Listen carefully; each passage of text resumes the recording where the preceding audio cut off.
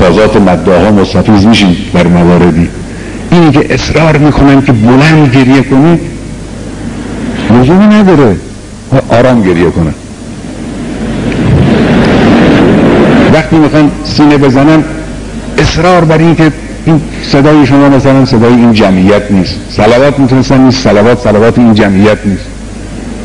شما بخواید صلوات بفرستن ولی تو دلشون این درست نیست، چون اشک گرفتن از مردم هدف که نیست.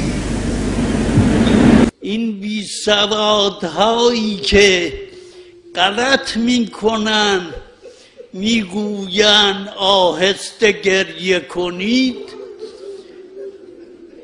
امام ششم رئیس مذهب حدیث این حدیث فقیهی فقها ور افتادن، فقیه ناینیه، فقیه بروجردیه، فقیه حائریه، فقیه اینانن که میگویند سینه بزنید، زنجیر بزنید، خون هم جاری بشه.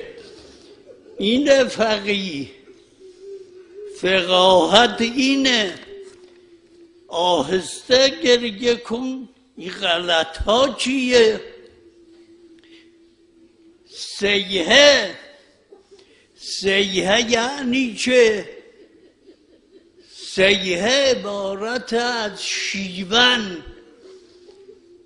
سرخه چیه؟ سیحه شدید سرخه است. امام ششم میگوید خدایا ترحم کن بر اون شیونهایی که بر ادای ما از این مردم سر میزنه. ورحم صرخة التي کانت لنا اللهم انی استودعک. بارالها من به تو به امانت میسپارم.